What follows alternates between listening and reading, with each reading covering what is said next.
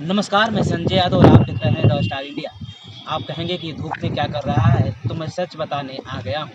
जैसा कि आप जान रहे हैं कि 2020 विधानसभा चुनाव में बिहार विधानसभा चुनाव में महागठबंधन की मैनिफेस्टो में इस बात की जिक्र की गई है, जिस बात को मैं इस वीडियो में आगे बताने वाला हूँ। उनके मैनिफेस्टो में इस बात को कहा गया था कि प्रण हमारा संकल्प बदलाव का ये सच होने वाला है। ये बात तेजस्वी यादव के महागठबंधन वाली सरकार जो अभी बनी हुई है, वो अपनी मैनिफेस्टो 2020 विधानसभा चुनाव में इस बात को कही थी। उसके दूसरे पॉइंट में ये लिखा हुआ था घोषणा पत्र में कि राज्य के युवाओं के सभी सरकारी बहाली परीक्षाओं के आवेदन फॉर्म निःशुल्क होंगे तथा राज्य के अंतर्गत एक जिला से परीक्षा केंद्र तक की यात्रा मुफ्त। ये बात तेजस्वी यादव अपने मैनिफेस्टो में कहे थे। अब आप ये समझिए कि तेजस्वी यादव वर्तमान में बिहार सरकार में हैं और बिहार सरकार के उप मुख्यमंत्री हैं। वो यदि चाहे तो इस बात को आने वाले 28 फरवरी को जो बिहार सरकार का बजट पेश होने वाला है उसमें कह सकते हैं। लेकिन बहरहाल देखना ये होगा कि 28 फरवरी को जो बजट पेश होने वाला है बिहार सरकार का, क्या उसमें इस बात का जिक्र किया जाता है या नहीं किया जाता है। इस बात को मैं इसलिए कहना चाहता हूँ क्योंकि राजस्थान सरकार अभी ही अपने छात्रों के लिए अपने बजट में इस बात की प्रावधान कर दी है कि जितने भी फॉर्म निकलेंगे वहाँ पर वो निःशुल्क रहेंगे, उसका कोई शुल्क नहीं लगेगा। यदि इस प्रकार की भारी भरकम राजस्व का यदि बोझ सरकार पर पड़ता है तो कहीं ना कहीं उन बेरोजगार युवाओं पर इसका एक सहारा मिलता है कि कहीं ना वो युवा जो बेरोजगार हैं, जो सरकारी नौकरी या अनेक प्रकार की तैयारियां जो करते हैं कंपटीशन का, उनके ऊपर जो बोझ है थोड़ा सा हल्का हो जाएगा। बिहार में औरंगाबाद से एक आपको लेटर वायरल हो रहा है।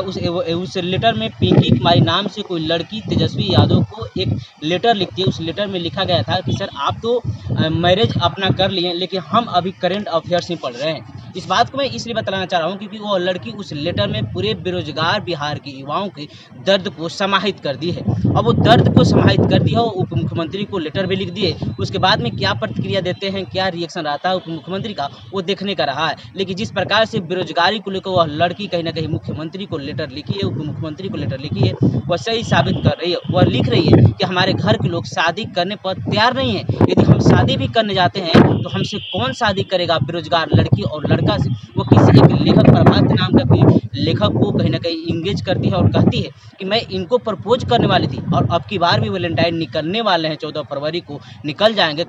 फिर मैं अगले 1 साल का वेट करूंगी और फिर मेरा जॉब नहीं होता है तो फिर मैं इस अफेयर के चक्कर में करंट अफेयर्स पढ़ती रह जाऊंगी। ये बात पिंकी कुमारी लिख रही है। धड़ल्ले से यह लेटर कहीं ना कहीं सोशल मीडिया पेजों पर वायरल हो रहा है। मैं इसी बात को इसलिए कहने आया हूँ कि सर आपको मैं बिहार की जनता को इस बात को याद दिला दूँ कि आपके पास जो भी सरकार है अपनी मैनिफेस्टो में किस बात से सत्ता में आई थी, किस प्रकार से बराबर कहते हैं तेजस्वी यादव हम बल्कि बहुमत नहीं प्राप्त कर पाए लेकिन 12,000 ही कम रहे। तो 12,000 कम रहे लेकिन आप इस मुद्दे पर हैं और कौन सा घोषणा पत्र में आप जारी किए थे, इस बात को मैं आपको थोड़ा जिक्र करते चलूँ अब और आपको बताते चलूँ कि ताकि आप इस बात को बजट में भलीभांति ध्यान से बजट को पेश कीजिएगा कि ताकि जो बेरोजगार युवा हैं, जो लाखों के युवा हैं अभी बेरोजगार का आप देखे होंगे, जिस तरीके से बीपीएससी का प्रीलिम्स हुआ 68 का, किस तरीके से लाखों 4 लाख से अधिक युवा गए प्रीलिम्स देने के लिए, फॉर्म अप्लाई किए थे, बताइए 300 पोस्ट 4 लाख से अधिक युवा हैं। क्या है बेरोजगारी के हालात। इसलिए मैं कहना चाहूँगा कि शिक्षा व्यवस्था में इंटर्नशिप जैसा और कहीं ना कहीं स्टार्टअप जैसा तो व्यवस्था हो, स्किल हुनर पढ़ाई हो।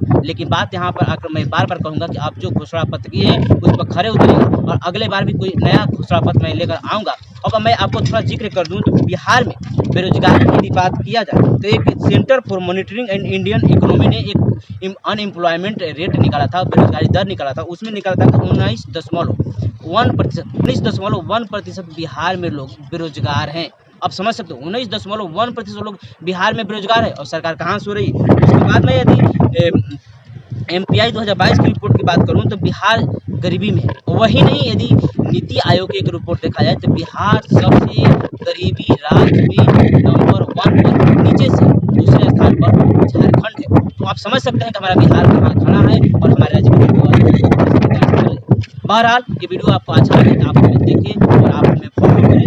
अगले बार महागठबंधन की मैनिफेस्टो के अगला एपिसोड लेकर आऊँगा कि आखिरकार उसके एपिसोड में क्या घोषणा की थी। तब तक ले दीजिए इजाजत, बने रहे हमारे साथ और देखते रहे द स्टार इंडिया। धन्यवाद।